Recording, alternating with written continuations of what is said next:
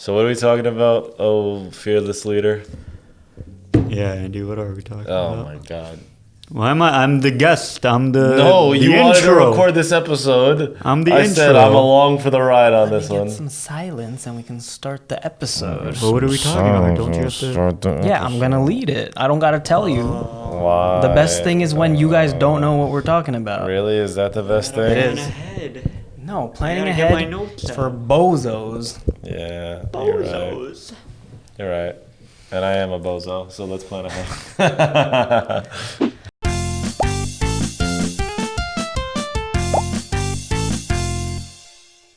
Welcome to the Butt Buddies podcast. My name is Andy. I'm Nick.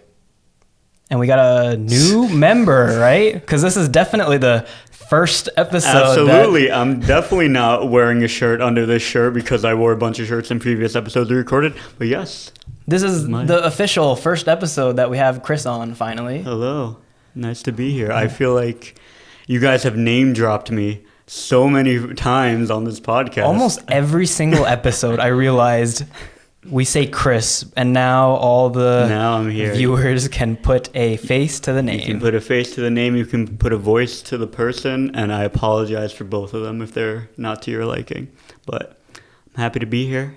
What you don't see is that someone's holding a gun off camera, forcing me to be here. No, we're gonna get demonetized. Oh, I'm sorry, not a. They're holding gun. a water gun. Yes. So With welcome great to room temperature water. Yes. That's quite refreshing, and would be really enjoyable if it was squirted at him. Some New York State tap water. Yeah, Which is amazing. nectar of the gods, right there. Of course, yeah. It's unlike any other. All right. so welcome to the podcast. Thank you. The funny thing about this setup is that it ended up being just the three of us. So we're sat like interview style. Yeah, I feel like this is my first podcast, but it might also be my last Yeah. if I don't do well enough. Because I mean, this. Can you tell us why you want to be on this podcast? Well, I can actually. Can we just talk about interview questions for a second? Yeah. How absolutely BS they are you know- if they're just like the regular cookie cutter ones. The worst one, which I'm gonna ask right now because this is your intro episode, is Yeah. hey, tell me a little bit about yourself. Oh my gosh. The problem is, I feel like if you go into a job interview and they ask that, you need to have something specifically rehearsed. And I know Yeah. I've definitely seen TikToks out there that are like, this is what you need to prepare if this question gets Yeah. asked. And it's like, this is what I've been doing for X amount of years. I have Was it interest in your- this, and this. Your elevator pitch is what one professor called it. It's like you're in an elevator with someone who can get you a job. You have until Yeah. you get to the whatever floor you're going to. I don't have that rehearsed. All I will say is I am just another one of these bonobos. I am another butt buddy. I'm actually the one that came up with the name for this podcast. But Amazingly. you today found out it wasn't original. I mean, it was in like one South Park episode, which, all right, whatever, fine.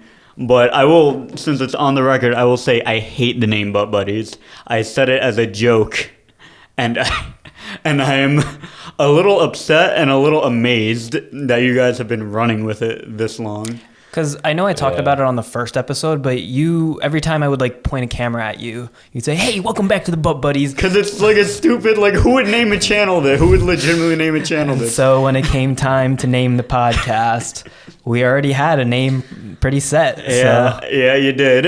I mean, if we were to rename, I mean, the simple thing that we call it ourselves is the Suburban Assholes. Which right? I love that name, but apparently the YouTube algorithm doesn't like it. I mean, Yeah. honestly, like, Yeah, pretty bad. are we rebranding for season 2 of this podcast? Season 2? I feel like it was like already in the cards before season 1 even started. It's like it needs to change at some point, but for right now we'll make do. You know, Yeah. I've already had the displeasure of somebody asking me in real life, "Oh, hey, like, what's your podcast name?" And then like you think about it for a second, and you're like, "Oh, all right, let's go, and be prepared for the barrage of Yeah, questions because afterwards." I remember when we were at the wedding and they asked like, "Oh yeah, the podcast thing you guys do. What's it called again?" And nobody wanted to answer it, so I got up and I just looked at the guy straight in his face and I said, it's the Butt Buddies podcast. And then I walked away and went to the bathroom. Just let it sit for a bit. Yeah. So, I mean, it's an interesting name, I guess. It honestly wouldn't be bad to rebrand because, like, we can still keep the logo. I love the logo. I will say, as much as I hate the name, I absolutely love the logo. No, because if we're suburban assholes, it works. Still use the It logo. works. I feel like again though you can't really have like a profanity or anything like that. We can just put an R in there, make it a little British. Arseholes. I guess, yeah. I mean, we might get demonetized in England, but that's fine. Yeah, whatever. They don't matter. Just kidding. All of our England followers, we love you. Long live the Queen. Jubilee Platinum. Let's get amazing.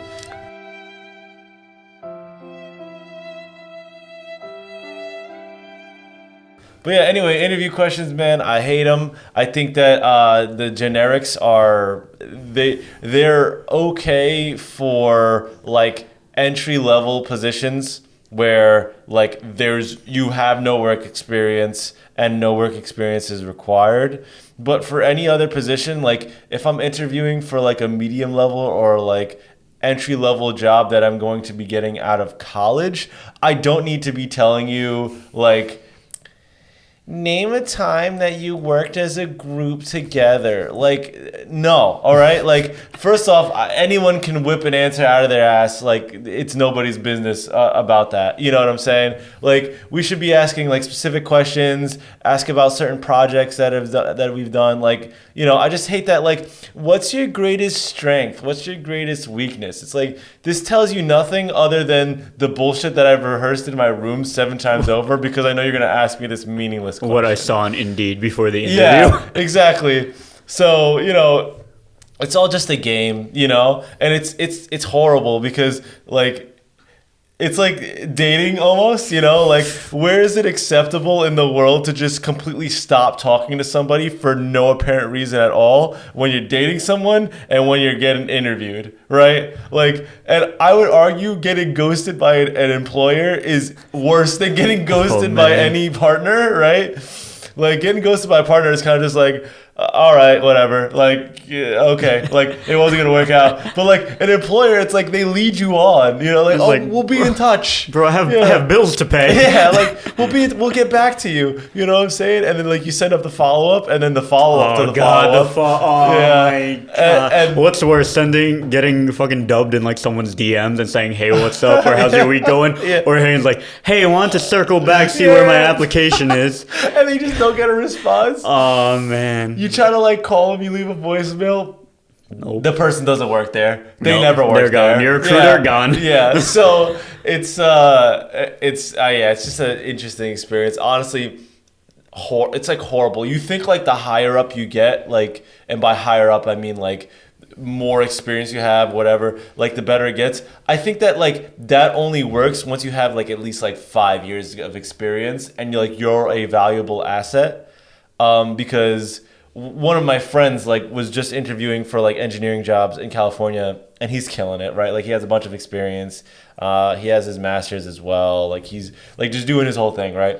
And he was literally like playing jobs against each other. He was getting so many interviews that he like was emailing jobs, like his list of things. Like, listen, I'm getting a lot of volume of interest right now. If you cannot meet these criteria, I'm sorry, but I'm not going to be able to consider your position. You know, like just really playing the game, you know, but like it takes like a few years and you need to have like certain specific skills that are like needed to get to that point. It's rough out of college. You know what's rougher than applying for a job out of college?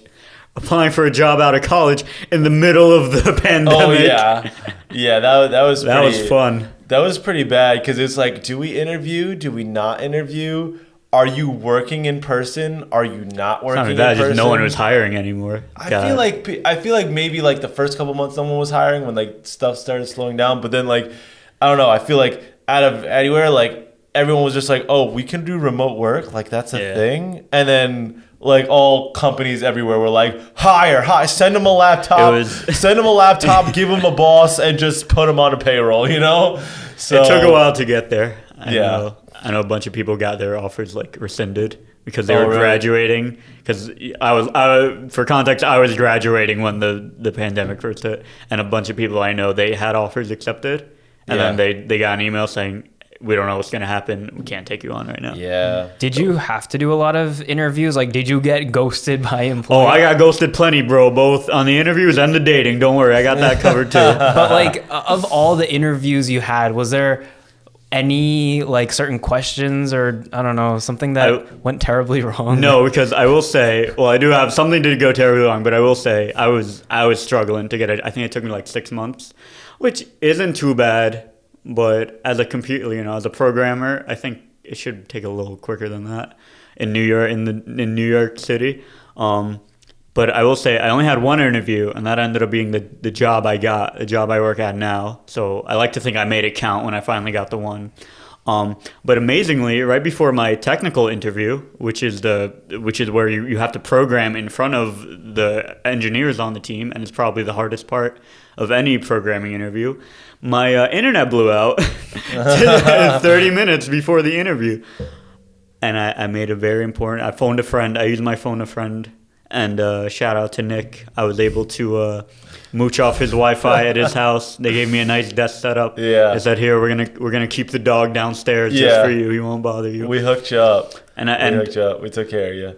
And I got the job. So shout out to the Barons. Yeah, listen, it's what we do. Right? It's what we do for our butt buddies. Yeah, it's what we do for our butt buddies.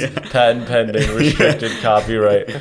So yeah, but I'm interested for because we're all like Chris and I were interviewing for like similar fields, like sciencey, whatever. You're in a completely different field, right? So do you feel like interviewing?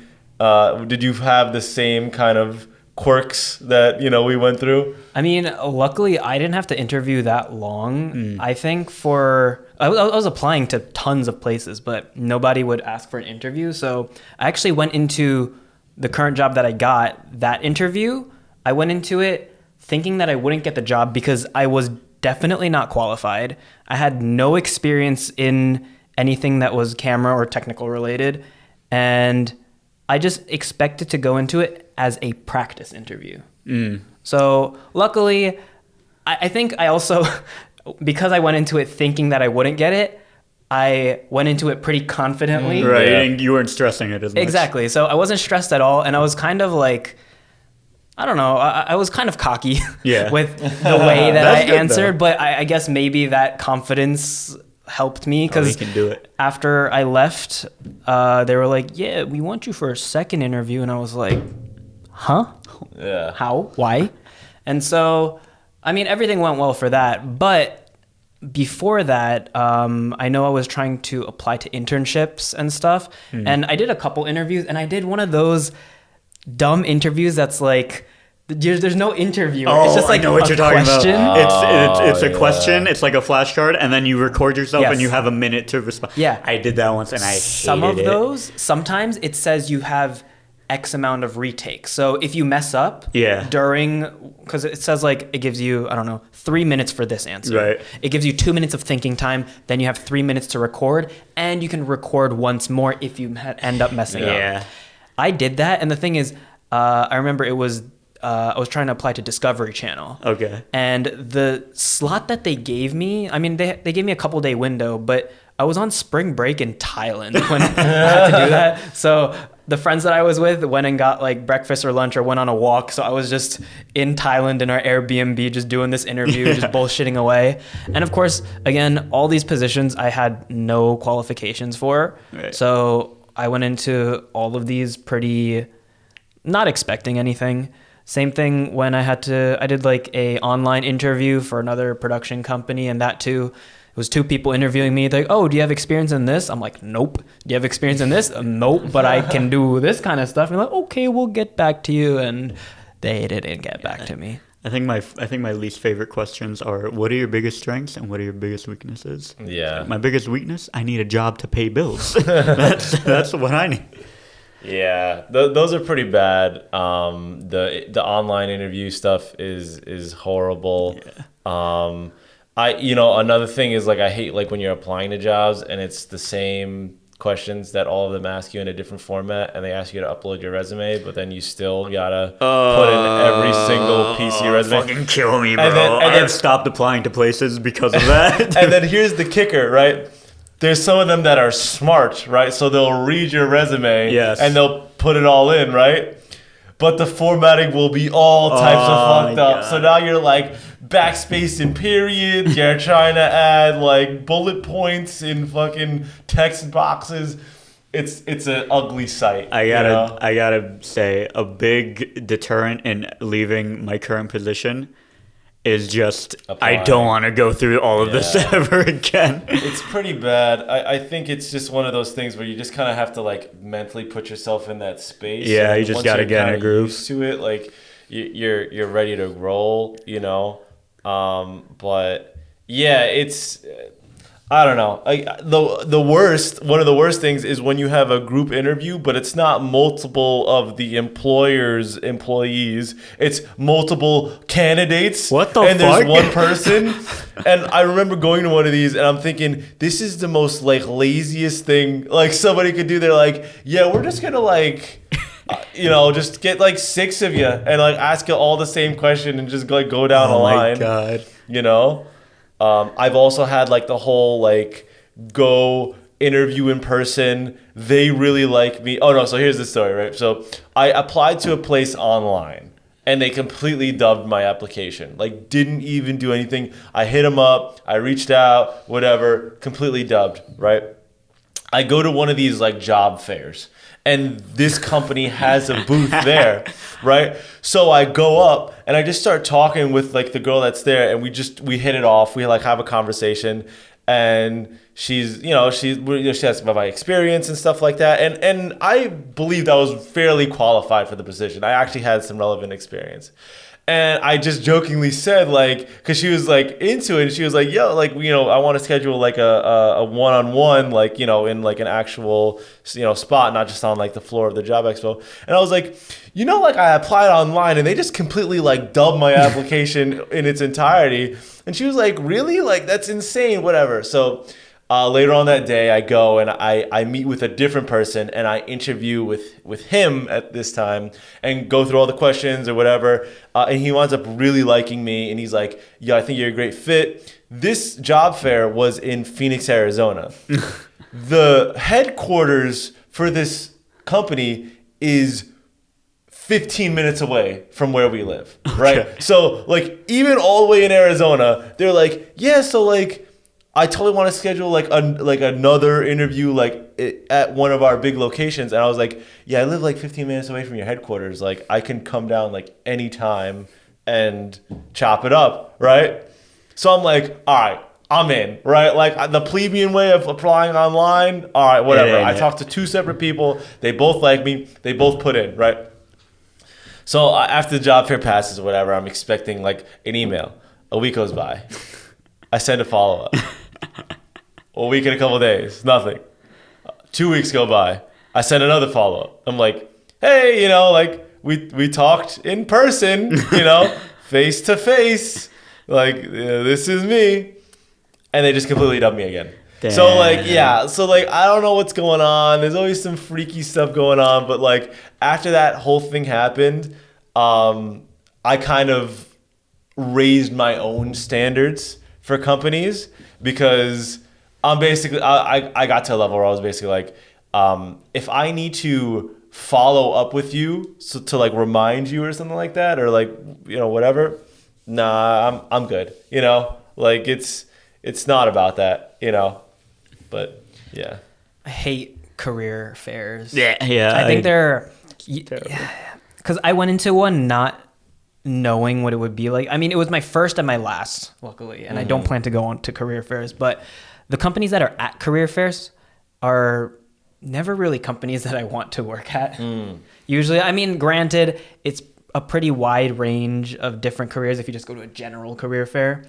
But even if you talk to them, I feel like I can't make enough of a good impression. Like, unless you're a perfect fit for the job, I feel like it's not worth going to. And I just remember I've been to more than I've probably been to 3. Okay. Senior year of college, just went around with my Yeah. folder Portfolio full of my resumes. resume, and I'm like, I Your don't resumes know that you what to laminated, right? do. What? So yeah, I just did not enjoy the process. I went into it because I was like, I need a job out of college.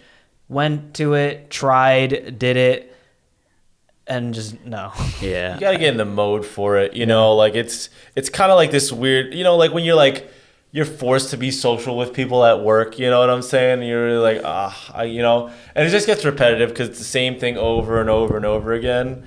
I've had really good success with job fairs. I've landed pretty good internships with job fairs, and I've had horrible experiences at job fairs. Like, you want to talk about like people on a power trip? Like like some of these recruiters are like downright disrespectful at some job fairs. I've had like horrible experiences where it's like there's a whole line of people that want to talk to like this certain company's recruiters, right? Everybody waits online for 10 minutes, 30 minutes, however long, you know. I've heard people wait online for an hour. I'm not waiting online for an hour to fucking talk to a recruiter, but I waited online for like, you know, 20 minutes. And I've seen, and you know the way it is, like you're standing here and then the next person is right in front of you talking to the recruiter. So I'm like up next and I see the recruiters talking with this person. They're having a great conversation, all this stuff. They're like, oh, let's schedule a second interview, all this stuff, blah, blah, blah, blah, blah, right? And then I go up and it seemed like from the first word that I said, not interested at all. Took my resume. Yep, okay, yep, that's great. All right, yep, okay. All right, well, thank you for coming. And it's just like, I waited online for 20 minutes to talk to you, and you're not even going to give me the decency of like at least acting like you're interested in me as a candidate, you know? But yeah, I think that the whole, you know, you have good experiences, bad experiences. I actually have had much better experiences with smaller companies at job fairs. And this is just a personal thing in my field when I was going and I was, you know, going and looking at different jobs. All of like the big companies, you know, like the ones everybody wants to work for or all this stuff, horrible at job fairs. Like unless like you have an in somehow or like you're literally, like you said, the perfect fit for the job, not that good. But the smaller companies, the ones that like you've never heard of before in your life, but like you just go and you're like, oh, what do you guys do? Like you just ask them, like, what do you guys do? And like there's like one person there and they like tell you and you're like, oh, like that's pretty cool. Like I've done this before that. And like you just have like a regular conversation. That's when I've had like the best success with this stuff. And even if I haven't gotten the job or even if like the job wasn't an exact fit for me, I've actually like made like good connections in the industry just from like going and just like talking, because like they know too, like they're standing in the corner with their small booth and they see like, you know, like the Raytheons or the Northrop Grummons and stuff like that. And there's like lines out the door to like talk to these people. And they're just like standing there like, somebody please talk to me, you know? And so it's like kind of nice to acknowledge them and you already have your foot in the door. So yeah, it's just a little tactics for all of you listeners and watchers that are going to be going to job fairs. Yeah. Now let me tell you what not to do at a job fair. 'Cause I went to one and I hated it so much I never went again. I was like, it was at my school. It was my senior year. I think my last or my second to last semester. And I was like, okay, I gotta start applying for jobs. Let me go to a job fair. Let me actually start making some moves. And I'm printing like a bunch of copies of my resume. And then the night before, and then a thought pops in, and I'm like, wait, should these be laminated? Should these be, you know, good high quality laminated resumes?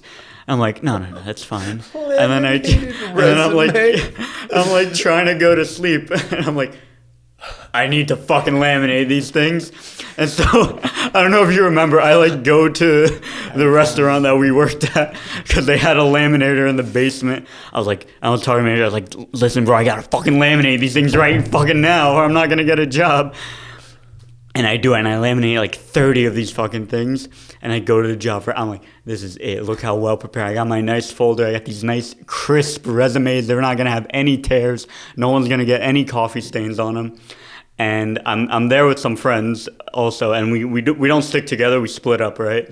And so I go to one place, and it was like a small like startup company. I'm actually talking to like the CEO or like the vice, like one of the higher ups, and I'm having a good conversation. I'm like, yeah, oh yeah, thanks, bro. Yeah, I'll apply online. Here's my resume, so you have it. And like, thanks, man. And I walk, and I'm feeling like a fucking king. Like I'm like, yeah, bro, that went really well.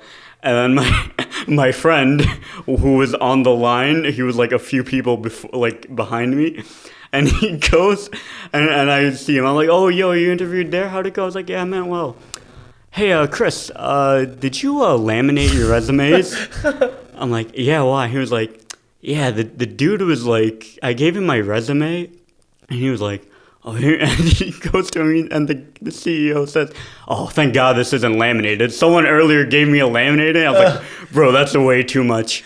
I wanted to cry and leave right there. Oh my god. That was the worst feeling I've ever had. Yeah. No, but the problem is if you go over the top, I think for all interviews or when you try to make a first impression, you have to take some kind of large step that sets you apart from everyone. Yeah. And laminating your resume definitely at a career fair where everyone's just handing their resume will definitely be something that will set me apart. Yeah, set you apart, and it'll keep you in their memory.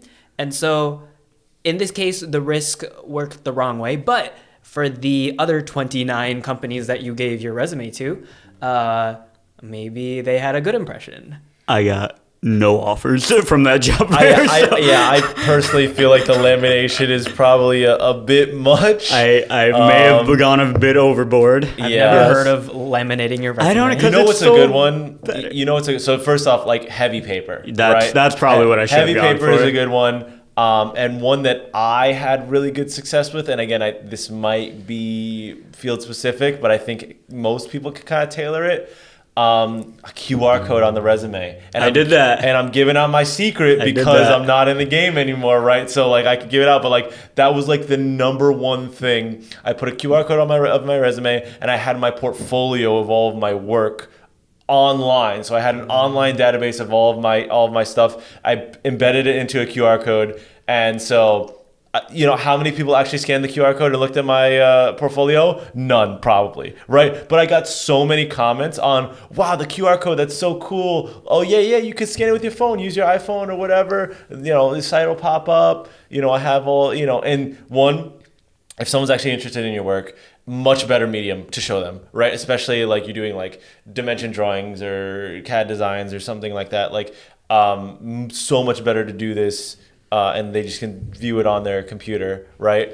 But also just shows like that technical knowledge and sets you apart, you know, it sets you apart like just a little bit, just that one, oh yeah, he's the guy that had the QR code, right? Just something to jog the memory a little bit. No, that's definitely effective because I also had for my portfolio just a website URL on my resume, but it's definitely a lot more tedious, even if it's on your phone, to type out the entire URL and to go and see that rather than just take a picture and you end up at the site. Yeah. Can we get a quick call out to the one of the worst parts of interviewing that we haven't mentioned? Writing fucking cover letters. Oh. Fuck cover letters. All my homies hate cover letters. I love cover letters. I hate cover letters. Because I have cover letters down to a science. Because I had a couple different versions of my cover letter where I just had like fill in the blank of company name and just some other details. So I could basically finish a cover letter within 3 minutes. So, but the problem is it did take a lot of time to write those templates that I had out. So that initial time took a long time, but when you're in the process of just applying to job after job, it makes it a breeze because I would only take at most 10 minutes to apply to each job. So but then it's not personalized. And I would say because I think having a personalized cover letter helped me with my current job, it's so like it feels like so cookie cutter, and I think they know that. And like unless you like really talk about the company and having a good connection, like I don't think they give a shit about the cover letter. The problem is like I feel like it's hard to talk about the company when it's just like if you have nothing to do with it, company. So like or you have no connection to it. So I hated writing cover letters too, but I found that I was applying to 3 or 4 different types of jobs, right? And so I had basically one big template, right, that I used for all of them, and then 3 or 4 different types of like sub templates based off of the main one. And it's like you said, change the company name. I would always mention something about the company, like a project that they did that I thought was notable or something like that. Look up the news. Right, exactly. Like something like that. Write my relevant experience that I have, and again, it's like I only have so many experiences that I would talk about in a cover letter. So it's like, okay, copy and paste this one, like copy and paste like 1, 5, and 7. You know what I'm saying? And put that in. And then like why you're a good fit, right? Exactly. Like it's like one of 4 fucking things that I would want, like get a license or like integrate into the company or like whatever it may be. So yeah, cover letters are grueling for like the first maybe like 10 that you do. And then after 10, you kind of get into a groove and you're like, all right, like this company is very similar to this other company that I applied for. So let's just change a few things around, You know what I hate? That they always do. The cover letter is 99% of the time not required, right? But it's required. Yeah. And it's like don't bait me. Don't just tell me to put a cover letter in. I'm gonna do it anyway. Don't give me this. Because then in the back of your mind, so many times I'm writing the cover. I'm like, what if I just don't do this? What if I just do my resume? But that's not a good habit to get into. But the thing is, like at my company, luckily I've had the chance to see a bunch of the resumes and cover letters that come into for positions in my department. And so I've had some input on the people that apply. And every single time, there's some people that I guess forgot to send in a cover letter or something because I just don't see a cover letter. But their cover letter never changes what I think of their resume. Because like if they have a strong resume, no matter what their cover letter looks like, it really doesn't make a difference to me at least. And I'm not sure how recruiters are doing it, but I'm sure they take even less time to look at it. Yeah. And so as long as the cover letter is short and just to the point of I can do this, this, and this, I think that's all you really need. Because I feel like I was on the opposite end because I won't give the name of the company, but the company I work on is like in the food business, and I had many years working in a restaurant. So in my cover letter, I was able to say, I work on this. I worked in here. You know what, it's also, I know what you're working on. Like I know how you can help. And they called out. They were like, yeah, we read your cover letter, and it seemed like you have a lot of experience in the problems that we're trying to solve. So that's why we thought you were a good fit. So yes, and I'm sure 99% of the time it's exactly like that. They don't really care. But I think if you have the chance to make a really good cover letter, I think it's worth it. If it's for a company like you really want to work with, like don't give a template. Like try to put in that extra effort. The thing is for me is that I agree with you. But once you get let down a few times by a few companies that you're like, oh, this is really cool, and you kind of hype yourself up, and you're like, I could see myself working here. Looks like they got good work culture. You look up the Glassdoor. The Glassdoor looks good, like all that stuff. And then you just get your shit dubbed completely. Yeah. Then you don't get invested anymore. Then it's like you will get your copy-pasted cover letter, and you will like it. And if you like it, then you will hit me up, Yeah. So... but I'm sure recruiters, and you know what it also is, like you hear, like especially with all like the modern hiring software, like most recruiters don't even see most of the resumes that apply. Like they look for specific all automated keywords. now. Yeah, exactly. And maybe the recruiter is gonna get 50 resumes, 50 curated it's a game, resumes. Bro, it's a lot. It's just becoming a lottery at this point. And you know what? It's helped and it's hindered by the fact that like the whole work from home thing, right? Because you could basically apply to any job anywhere, if it's a remote job. So you're competing with a lot more people now. Yeah, you're competing. There's a lot more opportunity for you. But you're competing with a lot more people. Yeah. So overall, it's a great thing, and then you get the job, and then it's a slog, and then everyone like loves it for the first year, and then everyone's like, oh, Monday, low key updating your resume. Yeah, exactly. Low key talking about applying to other jobs, but being afraid of going through the whole process. Low key talking about interviews on your friend's podcast. Yeah. I just want to touch back to career fairs. No. I remember. There's not never, again. Don't make me go back. I can't have those flashbacks anymore. At all the career fairs that I went to, there were never huge companies, or at least ones that were ones that I wanted to apply to. And I remember at one career fair, the weirdest company that was there was Panda Express. Panda Express. And I see it, and I'm like, oh, it's probably like on the back end. No, this is for being a store manager and store cook and like just. I mean, basic. is this just a general job fair, or is it like It for was like? at my college. Do you and- need a college degree to be a manager? at I Panda mean, Express? if you are a manager, like they had all the salary listings and all the Yeah. benefits, so they are a legitimate company. But if you're going to a college where people are trying to get like Get a job so they proper don't have to jobs. work in fast food. Yeah. So that was just something that caught me super off guard because I went to go talk with them. I'm like, oh, let's see if they have something that I could Like do marketing or something for. Yeah. something in the And headquarters. Nope, it's just like cook, manager, store manager, all that. Was it a long line? No. Damn. They talk shit about your laminated resume?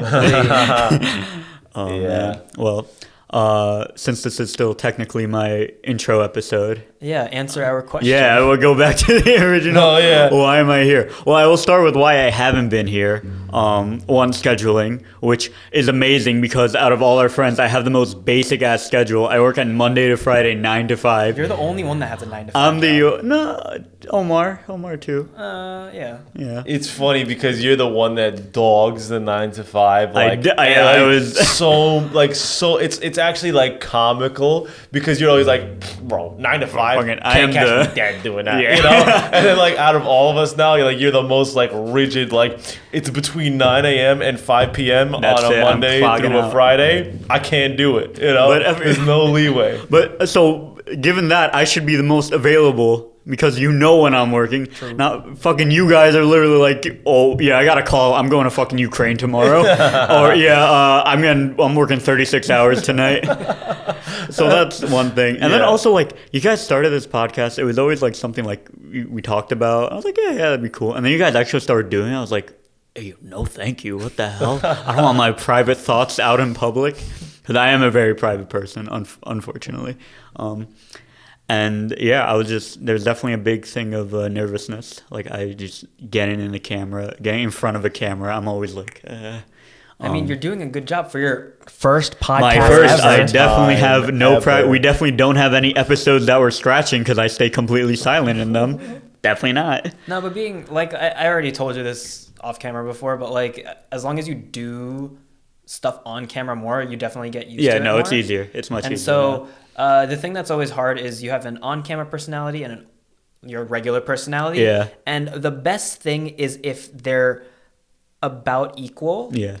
It's never going to happen because whenever you're on camera, you of course need to do a little bit more performance. And, Yeah. I don't know, speak a tiny bit differently. But the closer you can get those personalities, the easier it becomes to be on camera. Yeah, So- we tried this once before, and I definitely was like, we did the episode, and I was like, man, that was not me. That was terrible. That was pretty horrible. But everyone needs that first. Yeah, I'm time glad. to Yeah, just get so- You just try. You know what it is also. I don't know. There's no pressure. It feels like, you know. It's, I will see. Not right now. There's no pressure because Yeah. like it's just the three of us Right. and the dog, of course, which is very comforting. He's my emotional support podcast dog right now. But like I'll see how I feel when this video gets uploaded Oh, and I'm in yeah. the thumbnail and I see 12 views. It's like, yo, who's watching this? Who's Yeah. seeing me? It's just us. It's just us refreshing the page. Either way, but it's just I don't know, being out. It's that. us as a group Watching watching it. us talk as a Believe it or group. not, we are that conceited that we do watch our own podcast together.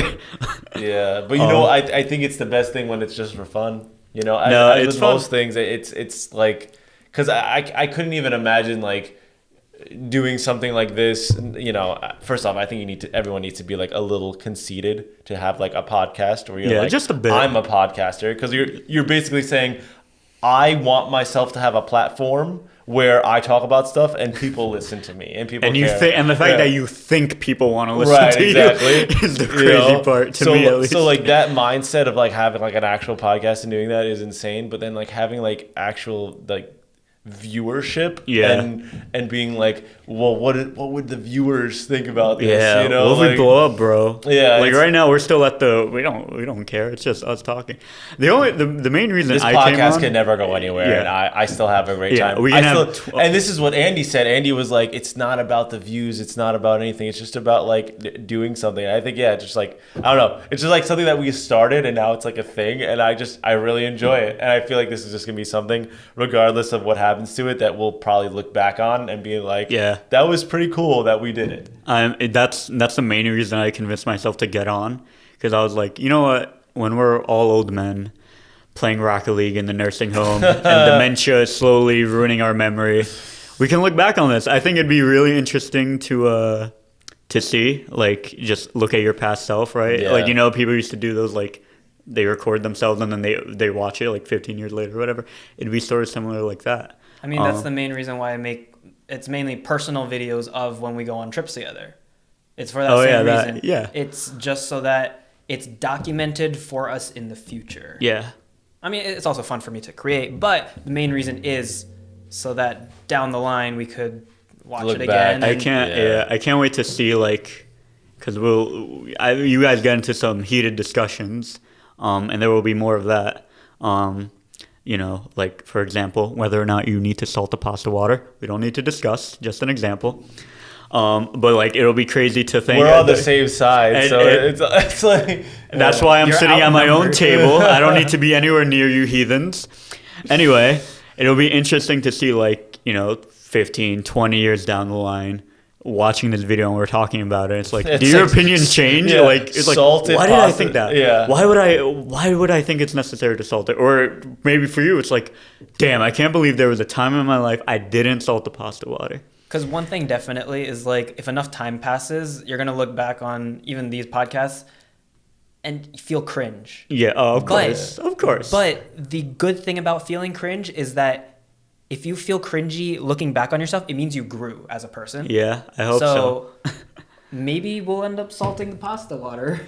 I don't know, man. You- For the sake of my blood pressure, I hope I don't. But anything could happen at You this know, point. I can't. By the way, for future me watching this, this is around the same time we are unironically doing Fortnite dances all the time. So I pray to God you're still not L dancing and doing Orange Justice. I hope. Listen, If you you're spent not, a lot of time end it. learning End that. it. But yeah, no, you're completely right. It's all about looking back and all that stuff, Yeah. you know. So It's just fun. I feel like everyone has podcasts these days. it's so easy to do. Yeah. You know, like Might as everyone well. has microphone, everyone has It's the new you know. ice bucket challenge. And you know what it is? It takes. Let's be honest. It takes no skill.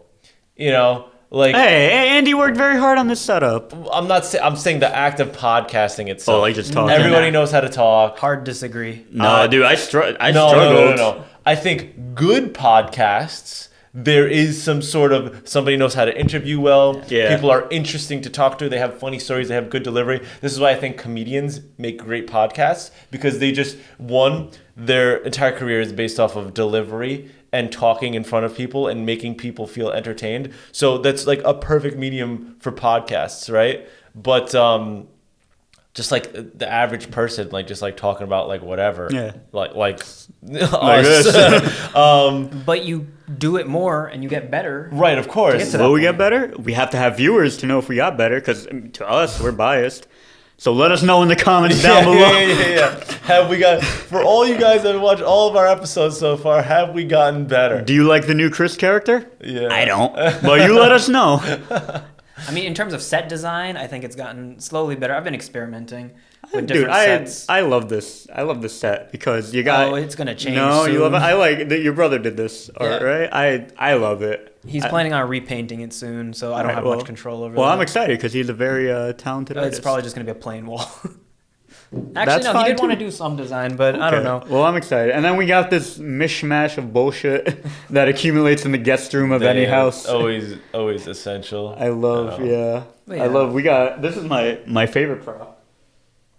Blast from the past, some silly string. Spray it. Am I allowed to spray it? I don't know. I You don't gotta even know if shake there's it, any right? in there. It sounds like there's some. There's something in there, bro. Oh, shit! Why on me?